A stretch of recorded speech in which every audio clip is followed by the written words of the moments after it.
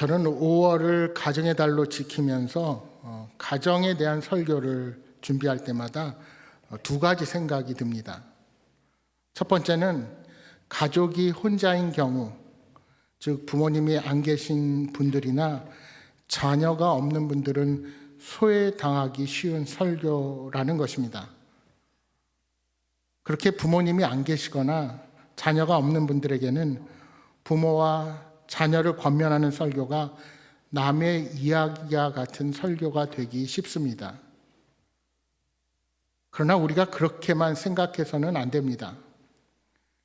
고린도전서 7장 38절에 바울 사도는 이렇게 말씀합니다. 그러므로 결혼하는 자도 잘하거니와 결혼하지 아니하는 자는 더 잘하는 것이니라. 사도 바울은 결혼하는 것도 좋은 일이지만 결혼하지 않고 사는 것이 더 좋은 일이라 말했습니다. 이는 사도 바울이 독신주의자라서 이런 말을 한 것이 결코 아닙니다. 그러면 왜 그런 말을 했을까요? 결혼한 사람들은 어떻게 하면 배우자를 기쁘게 할까 생각하면서 살게 되지만 독신으로 사는 사람은 그러한 부담이 없기에 더욱 주의 일에 힘쓰며 살 수 있기 때문입니다. 그래서 바울은 복음을 위해 평생을 독신으로 살았습니다. 하나님께서 나를 덜 사랑하셔서 배우자나 아이를 주지 않으신 것이 아닙니다. 주님의 일에 더 집중하면서 살아가도록 인도하신 것입니다. 여러분, 하나님께서 우리 가정에 아이를 주셨다면 하나님께서 내게 그 아이들을 맡기신 것으로 알고 잘 양육하면 됩니다.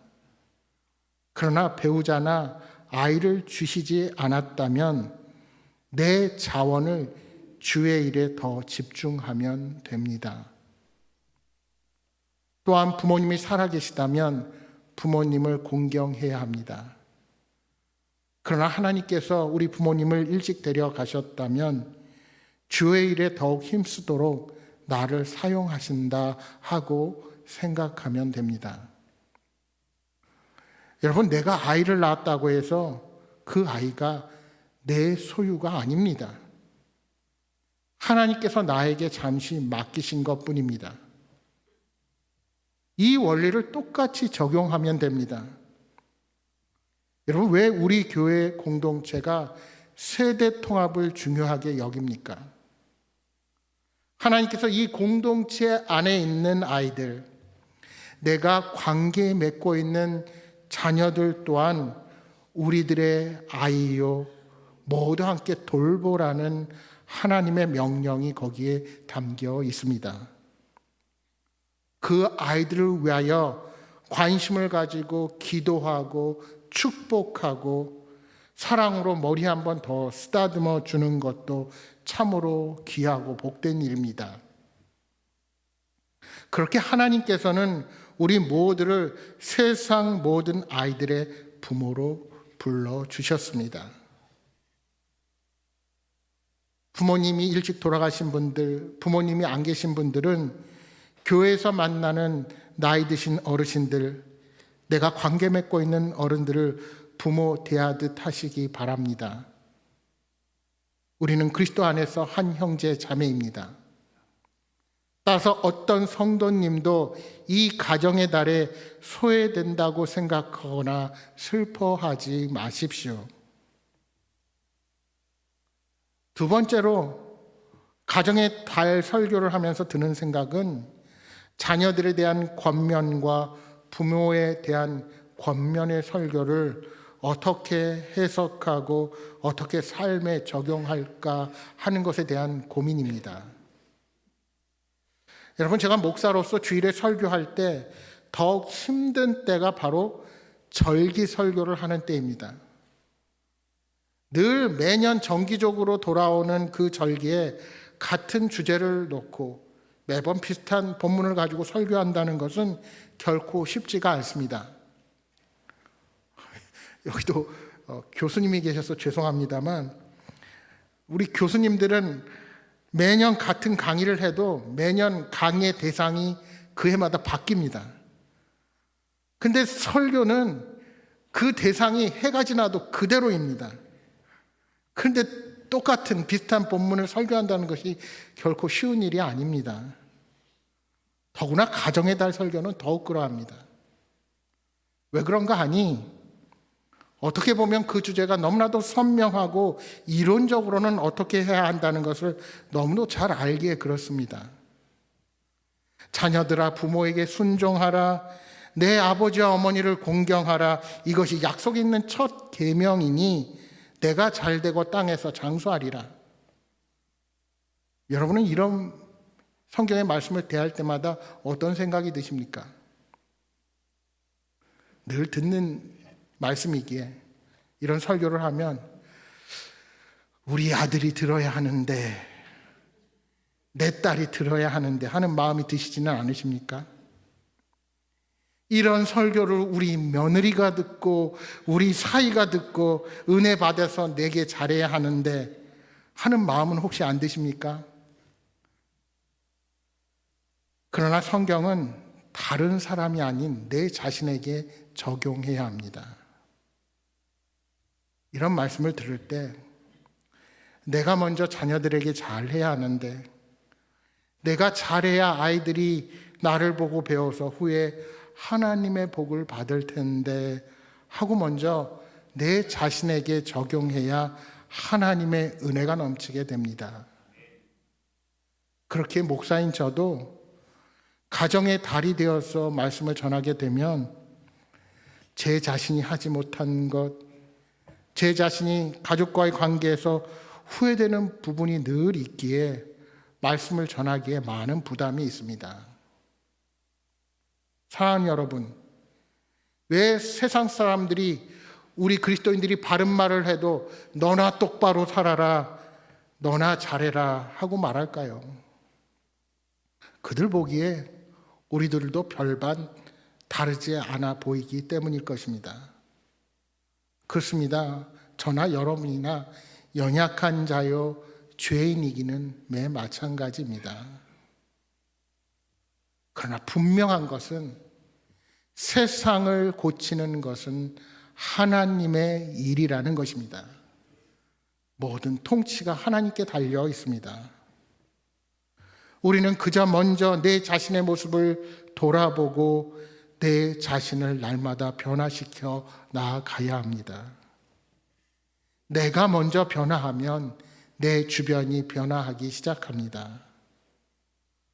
바라기는 오늘 두 구절의 말씀을 통해 나는 어떻게 살 것인가 돌아보는 귀한 시간이 되기를 소망합니다. 여러분, 20절의 말씀을 우리 화면을 보고 다시 한번 한 목소리로 읽어보겠습니다. 20절 같이 읽어보겠습니다. 자녀들아 모든 일에 부모에게 순종하라. 이는 주 안에서 기쁘게 하는 것이니라. 아멘. 아멘. 왜 자녀가 부모에게 순종해야 합니까? 이것이 주 안에서 부모를 기쁘게 하는 것입니다. 여기 순종하라고 번역된 헬라어 원문의 원형 휘파쿠오는 아래에라는 전치사 휘포와 듣다, 복종하다는 의미를 가진 아쿠오의 합성어가 휘파쿠오입니다. 따라서 순종하라는 이 휘파쿠오는 직역하면 아래서 듣다, 아래서 복종하다 이런 뜻이 됩니다. 여러분, 우리는 보통 효도를 어떻게 생각합니까? 부모님이 편하게 사실 수 있도록 해드리는 것을 효도라고 생각합니다. 그런데 성경은 그것을 본질이 아니라는 것입니다. 순종, 즉 부모님께서 말씀하실 때 교만하게 위에서 듣지 말고 겸손하게 아래서 듣는 것이 성경이 말하는 순종이라는 것입니다. 그리고 이것이 효도의 본질입니다. 여러분, 왜 성경이 그렇게 말할까요? 여러분은 얼마나 부모님이 하시는 말씀을 경청하십니까? 부모님이 아는 내용, 부모님의 사고방식이 구시대적인 방식이라고 생각하십니까? 아마도 그렇게 부모님이 하시는 말씀에 반응하고 무시하면 부모님은 자식에게 거절당한다는 생각이 들 것입니다. 여러분, 왜 부모와 자녀 간의 대화가 단절될까요? 관계가 발전하려면 상대방의 눈높이로 대화를 해야 되고 소통해야 합니다. 그런데 자녀가 부모님과의 대화가 안 통하면 그 시간을 아깝게 여기고 더 이상 대화를 발전시키려고 하지 않습니다. 성경은 그런 우리들에 대하여 부모님이 말씀하실 때 겸손하게 아래서 들으라고 권면하는 것입니다. 이것은 부모님의 나이가 많고 적고에 상관없습니다. 근데 여러분, 이 말씀을 뒤집어 보면 부모님만 그래야 되는 것이 아닙니다. 부모님이 아래서 들으려면 나의 태도가 자녀에게 정중해야 한다는 것입니다. 어쩌면 우리가 살아가는 이 시대는 이스라엘의 사사시대와 같은 때를 살아가고 있습니다. 자기 소견에 오른 대로 자기 주장을 관철하려고 합니다. 우리 대통령 선거를 앞두고 있지만 여나 야나 할 것 없이 우리나라가 만들어 놓은 법과 규칙을 제대로 지킵니까? 자신이 하는 것은 다 법을 지켰다고 하고 남이 지키지 않는 것에 대해서는 비난합니다. 점점 갈수록 힘만 있으면 그저 누가 잘못했다 말하면 그만입니다. 우리 평범한 사람들이 생각하기엔 그동안 지켰던 법과 규정들이 다 무너져가고 있는 것 같아 안타깝습니다. 그렇게 우리는 누구의 말도 들으려 하지 않는 시대를 살아갑니다. 인터넷을 통해 내가 알고자 하는 것, 내가 납득이 되는 것만을 듣고 믿고 살아갑니다. 그러다 보니 이제는 하나님의 말씀인 성경도 들으려 하지 않습니다. 그러나 여러분, 우리는 먼저 경청할 수 있어야 합니다. 우리가 다른 사람의 아픔과 슬픔에 대해 무감각해지면 세상은 점점 더 각박해지게 될 것입니다. 내가 사랑하는 사람들의 기쁨과 성공을 진심으로 축하하지 못하는 것은 그들과 내가 하나 되지 못하기 때문입니다. 사랑하는 공동체라고 하면서도 누가 좋은 일이 있고 성공하는 일이 있으면 뒤에 가서 배 아파하고, 아픈 일이 있을 때 앞에서 위로하는 것처럼 하다 뒤에 가서 그래 쌤통이다 이러고 하고, 그런 생각을 가지고 계신 것은 아니십니까? 성경은 아래서 들으라고 우리에게 권면합니다. 어려서부터 부모님의 말씀을 아래서 듣는 훈련을 잘 받아야 합니다. 아이들이 가장 사랑하는 사람들이 부모입니다. 자녀들에게 아무 조건 없이 주는 사람이 부모입니다. 새벽부터 일어나서 밥을 해주고 열심히 일해서 공부를 가르치고 용돈을 주고 심지어 공부까지 시키는 분이 우리의 부모님들입니다. 자녀들에게 아무리 주어도 아깝지 않고 더 주고 싶어하는 분들이 우리의 부모님들입니다.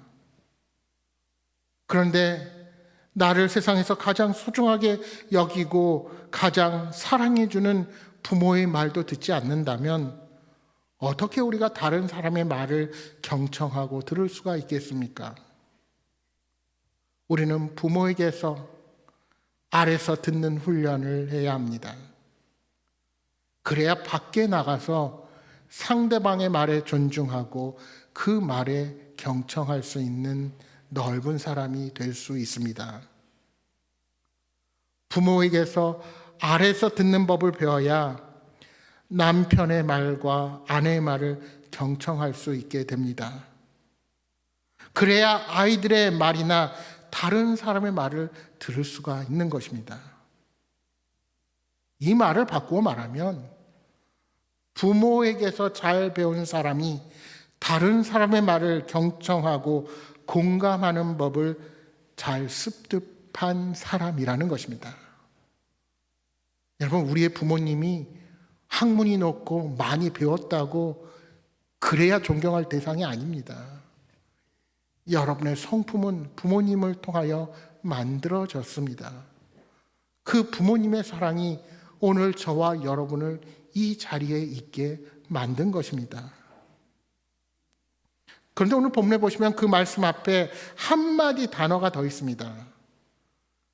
모든 일에 라는 단어입니다.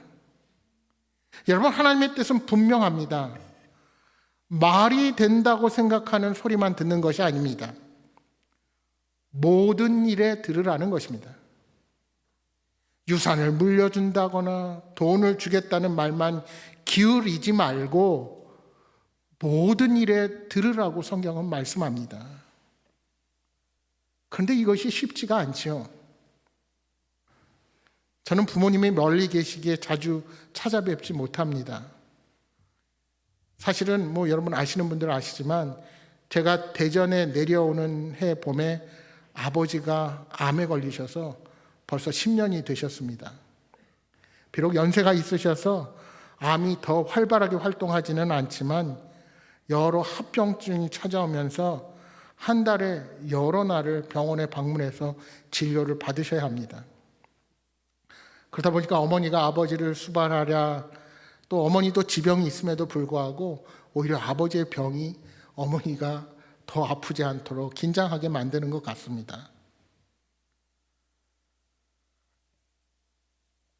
그런데 아들이 목회한다는 핑계로 노부모를 잘 돌보지 못해서 너무나도 죄송한 마음뿐입니다. 늘 새벽마다 하나님께서 보호해 주시기를 간절히 기도합니다. 사실 설교를 준비하면서 나는 모든 일에 부모님의 말씀을 잘 듣고 있는가 생각해 보면 이 자리에서 말씀을 전하는 제 자신이 참으로 부끄러울 뿐입니다. 여러분은 지금 여러분의 부모님이 무슨 생각을 하고 계시는지, 누구 때문에 기쁘고 누구 때문에 힘겨운지 아십니까? 용돈을 드리고 선물을 드리는 것만이 능사가 아닙니다. 가장 중요한 것은 겸손히 아래서 듣는 것입니다. 부모님의 말씀을 들으십시오. 이 일이 주 안에서 기쁘게 하는 것이라고 오늘 본문은 말씀합니다. 우리가 모든 일에 부모에게 순종하는 것이 주님을 기쁘시게 하는 일입니다. 여러분, 우리가 부모님에게 순종하면 부모님이 기뻐하신다고 성경이 써야 하는데 본문에는 부모님이 아니라 주님이 기뻐하신다 하고 말씀합니다. 여러분, 십계명에서 유일하게 하나님의 복된 약속이 붙어 있는 계명이 바로 부모를 공경하라는 5번째 계명입니다. 여러분 아시다시피 1에서 4계명은 하나님을 섬기라는 그런 계명이고 5번째부터 10번째가 인간과 관계되어 있는데 그 첫 번째 계명이 바로 부모를 공경하라는 것입니다. 출애굽기 20장 12절과 신명기 5장 16절에 그 계명을 지키면 땅에서 내 생명이 길리라고 말씀하고 있습니다. 물론 우리가 다른 계명들도 잘 지켜야 하지만 특별히 부모 공경에는 선물이 약속되어 있는 겁니다. 그런데 이 계명을 보면서 이렇게 질문하는 분들이 계십니다. 그럼 일찍 죽은 분들은 불효를 저지르신 분이십니까? 혹 장수하는 사람들은 모두 부모에게 효를 베푼 자들입니까? 하는 질문이 생기는 겁니다. 여러분 세상을 돌아보세요. 얼마든지 부모한테 못되게 하고도 오래 사는 분들이 계시죠. 정말 지극정성으로 부모를 섬기는데도 일찍 생을 다할 수도 있습니다. 여러분, 우리는 성경이 말하는 의미를 정확하게 해석할 수 있어야 합니다. 여러분, 이 말씀은 단지 땅에서 내 생명이 길리라는 것이 아니라 내 하나님 여호와가 내게 준 땅에서 생명이 길리라는 말씀으로 되어 있습니다. 그리고 이것을 원어적인 의미로 풀어서 말하면 이런 뜻입니다. 적어도 부모를 공경할 줄 알아야 하나님이 주신 땅에서 복을 받으면서 살 자격이 있다라는 것입니다.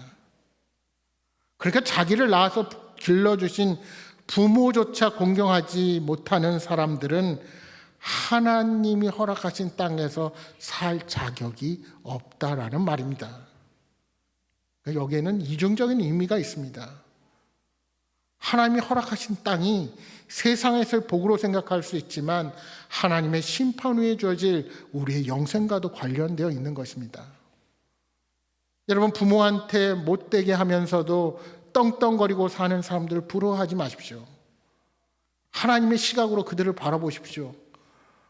얼마나 황당하면 하나님이 포기하고 너는 이 땅에서 그냥 잘 살아라, 심판 후는 나는 모르겠다 하고 그 사람을 포기할까요?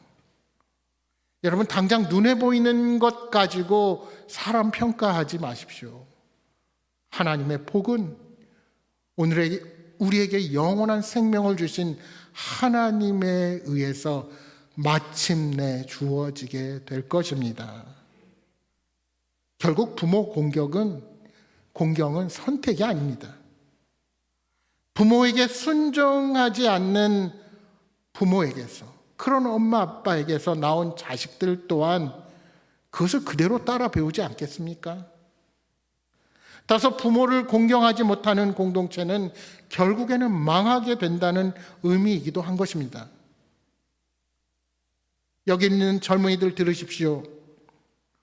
어르신들을 존경하지 않는 사회는 반드시 망합니다. 아무리 기성세대가 마음에 들지 않고 어르신들이 지금 우리들의 삶을 힘들게 한다, 그렇게 만들었다고 생각할지라도 절대로 부모 세대를 무시해서는 안 됩니다. 왜요? 나도 언젠가 그 자리에 있게 될 것이기 때문입니다. 반대로 부모 세대는 젊은 세대가 나이든 세대를 존중하지 않고 무시한다고 해서 말세다, 요즘 젊은 것들은 문제다 하고 말하지 마십시오. 젊은이들이 그런 마음을 품는 것은 바로 우리 어른들의 잘못입니다. 사람은 그대로 닮게 되어 있습니다. 지금 이 사회의 모습이 부정적이고 문제가 많다고 느껴지면 그 책임은 오롯이 기성세대의 문제입니다.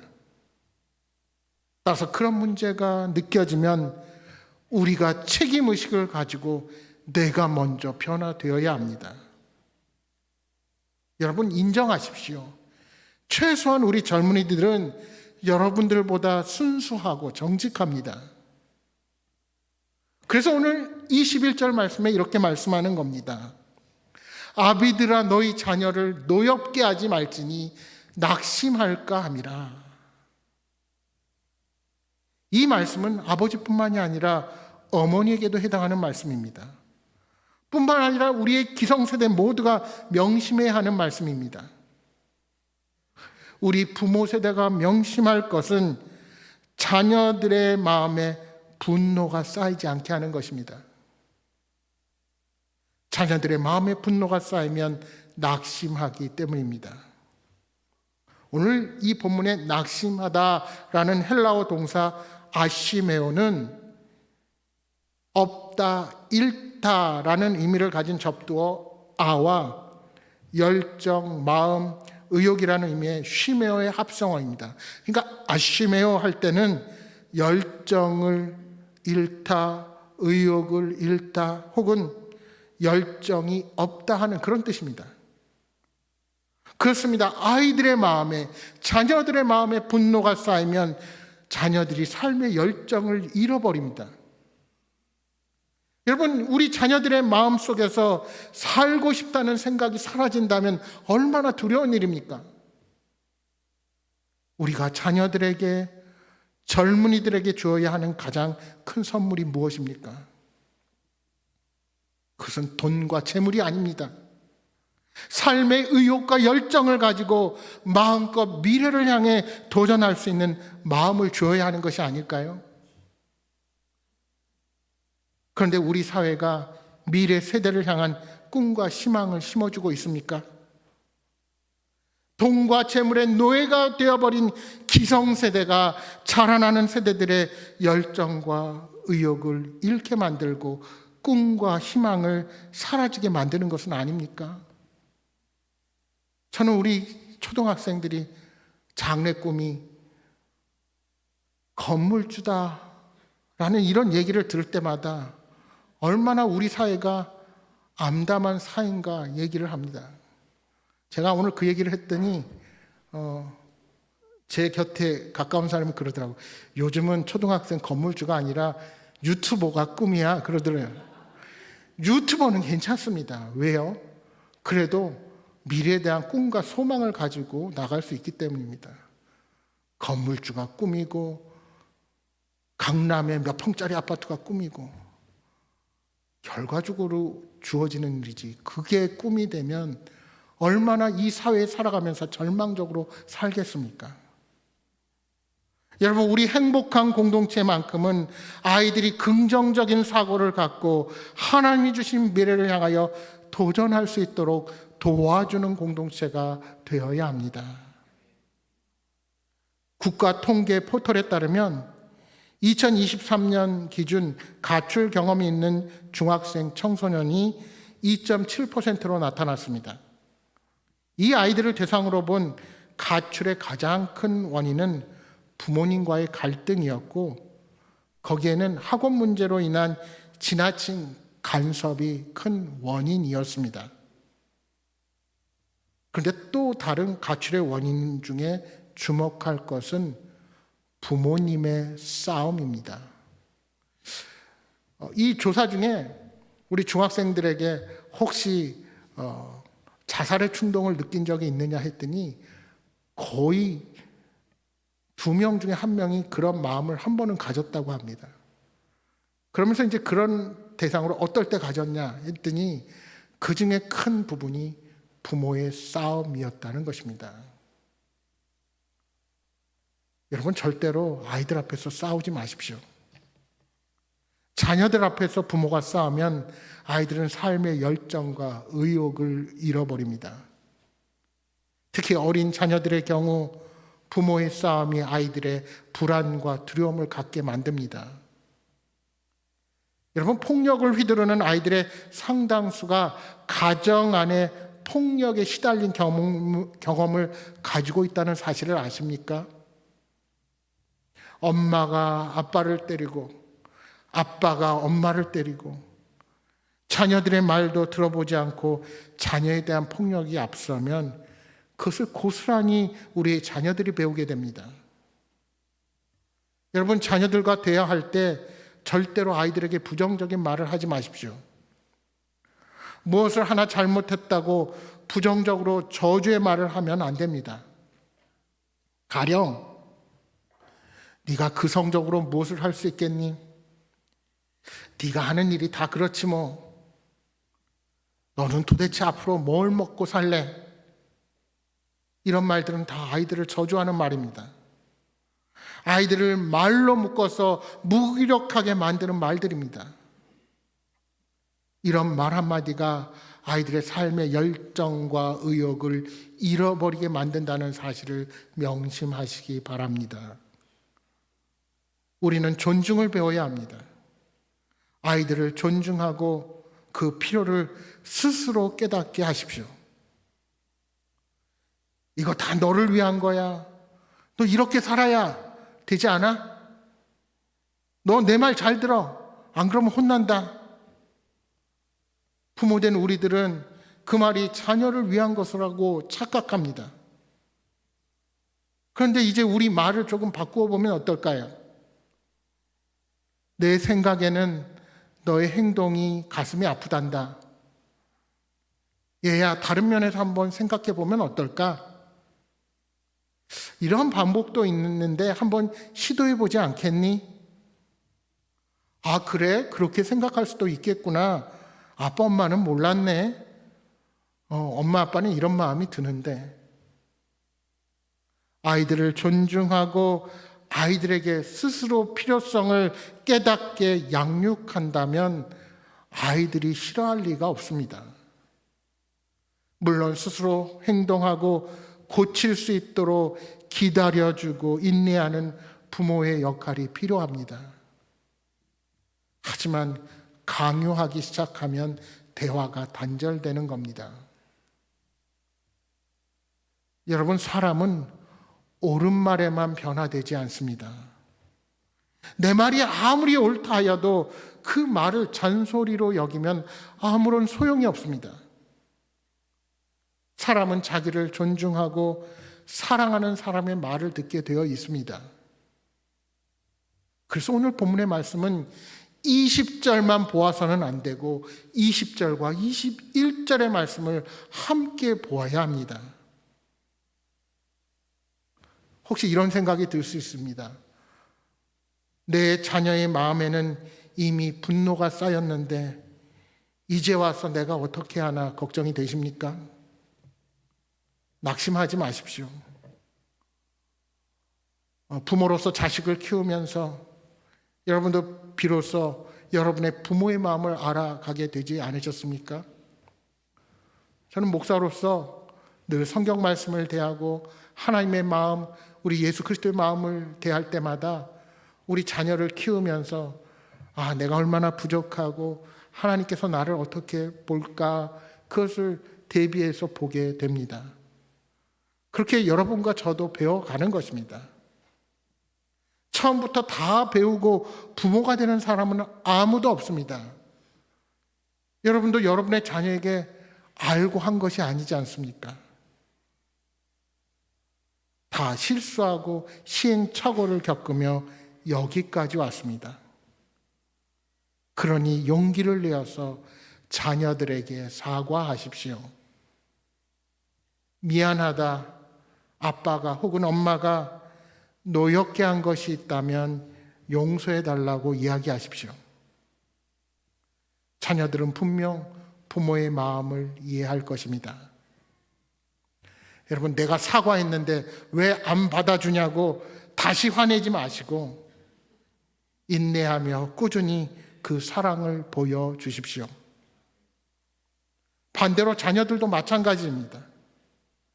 내가 진정으로 부모에게 순종했는지 겸손하게 아래서 듣고 진심으로 순종하고 그렇게 반응하는 자녀가 되십시오. 그리고 여러분 또한 그렇지 못한 부분에 대해 부모님에게 용서를 구하십시오. 그것이 어버이날에 용돈 드리고 밥을 사드리는 것보다 우선되어야 합니다. 아니, 우리 교회 공동체 안에서도 이 원리는 동일합니다. 내가 누군가를 바꾸려 하기 이전에 나는 어떤 마음으로 공동체를 사랑하고 격려했는지 내 자신의 모습을 돌아보고 내가 상대방에게 소중한 존재로 꼭 필요한 존재가 될 수 있도록 나의 말과 행동을 바꾸어 나아가시기 바랍니다. 여러분, 우리 목사님들이 모여서 교인들 얘기하다가 무슨 말 하는 줄 아십니까? 정말 사람은 안 바뀐다. 여러분만 얘기하는 게 아니에요. 저도 마찬가지예요. 그런데 그러면서도 목회를 하면서 힘을 내는 이유는 뭔지 아십니까? 나는 여러분을 바꿀 수 없는데 우리를 하나님께서 바꾸어 가시는 모습을 현장에서 보기 때문입니다.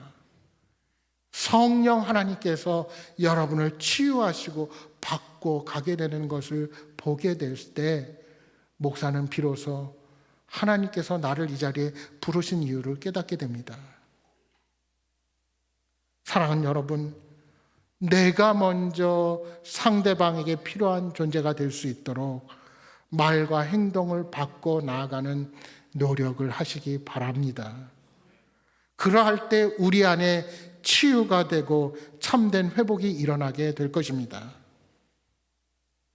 지난 월요일과 화요일에 제가 평목회 워크숍, 같이 목회하는 목사님들 여럿이 모여서 그 목회에 대해서 이야기 나누고 기도하는 그런 과정을 부산에서 갖게 되었습니다. 그런데 때마침 서울에서 목회하는 친구 목사님 어머님이 돌아가시는 바람에 장례에 참석하지 못하고 위로의 마음만을 전하고 장례식이 끝난 후에 바로 메시지를 보냈습니다. 그랬더니 친구가 하는 말이, 장례를 치르면서 내가 불효자였던 것을 깊이 회개했다 하는 답을 보내왔습니다. 여러분, 제가 아는 그 친구 목사는 정말 어머니에게 그렇게 불효할 친구가 아닙니다. 더군다나 부모님이 오래 목회 생활을 하셨고 또 아버님도 그렇게 목회자로 은퇴하셔서 누구보다도 목회자로서의 마음을 잘 아시는 분이기에 그렇게 부모님을 대했을 것이라고 봅니다. 그렇게 하늘나라의 소망을 품고 어머니를 보내드렸지만 그럼에도 다시 이 땅에서 볼 수 없는 어머니 앞에서 얼마나 아쉽고 후회되는 것이 많이 있었을까요? 사랑하는 여러분, 부모님도 자녀들도 언제까지 내 곁에 있지 않습니다. 바라기는 늦기 전에 사랑을 고백하십시오. 내 주장대로, 내 고집대로가 아닌 서로를 존중하며 예수님께서 우리를 끝까지 사랑하신 것처럼 그 사랑을 본받아서 우리도 사랑하며 섬기기를 소망합니다.